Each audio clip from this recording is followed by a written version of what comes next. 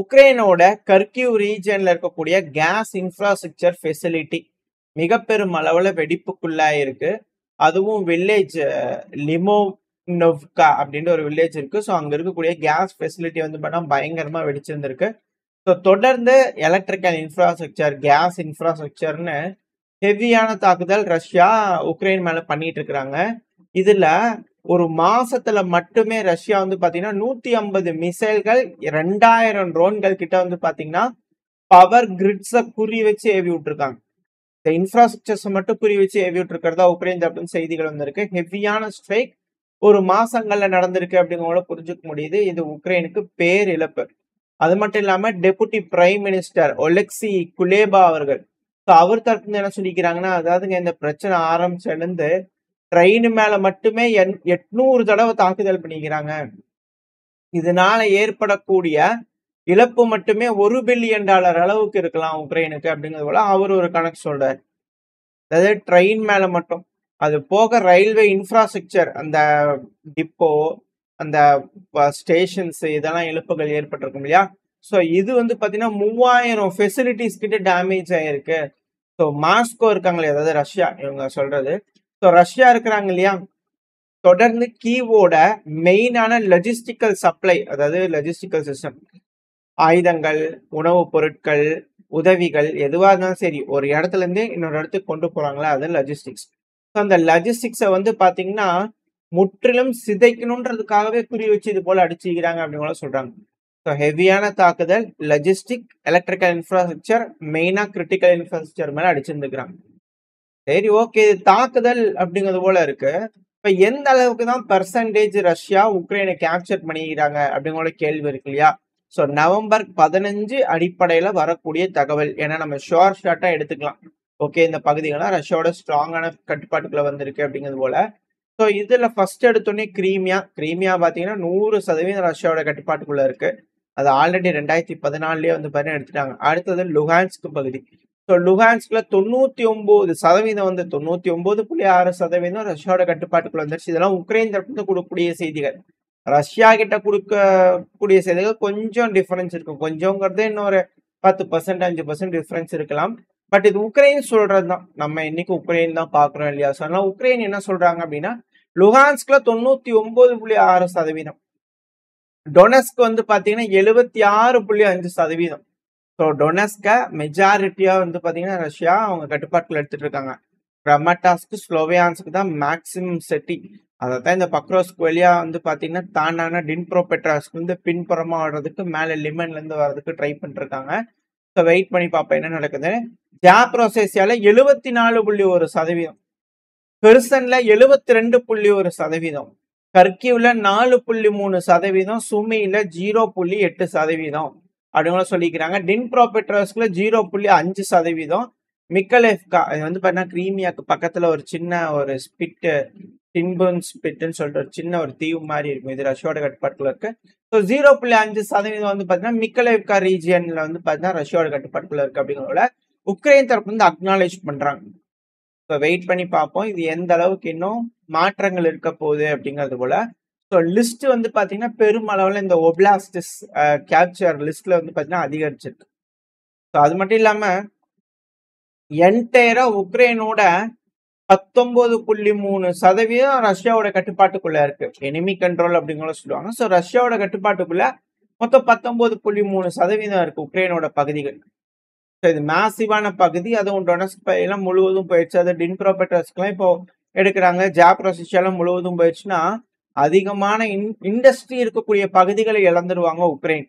So அதுக்கப்புறம் நாட்டில் என்ன விவசாயத்தை நம்பி வாழ வேண்டியதுதான். அதுல இயற்கை வளங்கள்லாம் 50% அவங்க எடுத்துட்டு போயிடுறாங்க.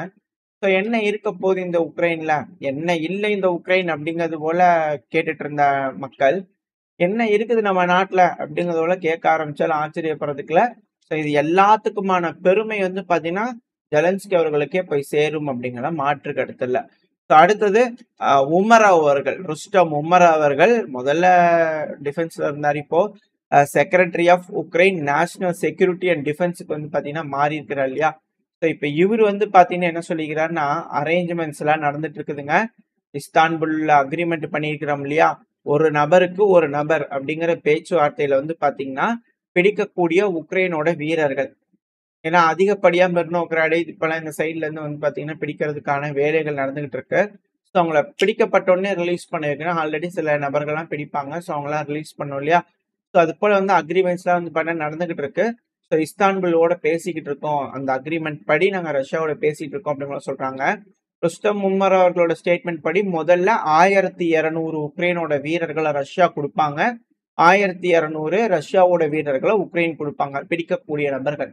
இந்த பிரிசனர் எக்ஸ்சேஞ்ச் வந்து பாத்தீங்கன்னா நடக்க இருக்கு. ஸோ அதுக்கான அரேஞ்ச்மெண்ட்ஸ் நடந்துகிட்டு இருக்கு.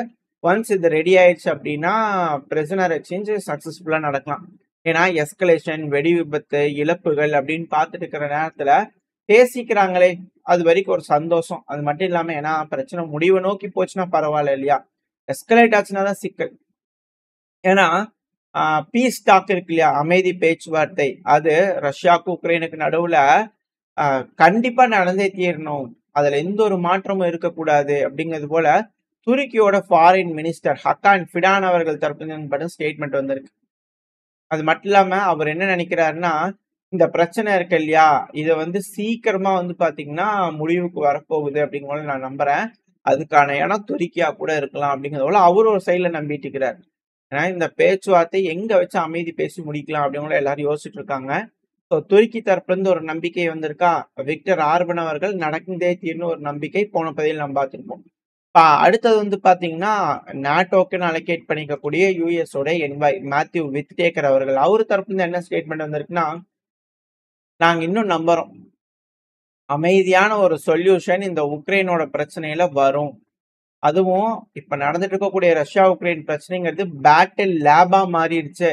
இத பல தடவை நம்மன்ட்டுல பல சேனல், யூடியூப்ல தமிழ் சேனலா இருக்கு, பல சேனல் சொல்லக்கூடிய ஒரு விஷயம், பேட்டில் ப்ரூவன் ஒரு சீல் குத்துறதுக்காக வந்து பாத்தீங்கன்னா எல்லா வெப்பனையும் டெஸ்ட் பண்றாங்க, சோதனை களமா மாறுது அப்படிங்கிறதுல இப்போ தலைவர்களே வந்து பாத்தீங்கன்னா அது ஓப்பனா சொல்ல ஆரம்பிச்சிருக்காங்க. இந்த கான்ஃபிளிக்ட்ங்கிறது பேட்டில் லேபா வந்து பாத்தீங்கன்னா மாறிட்டு இருக்கு.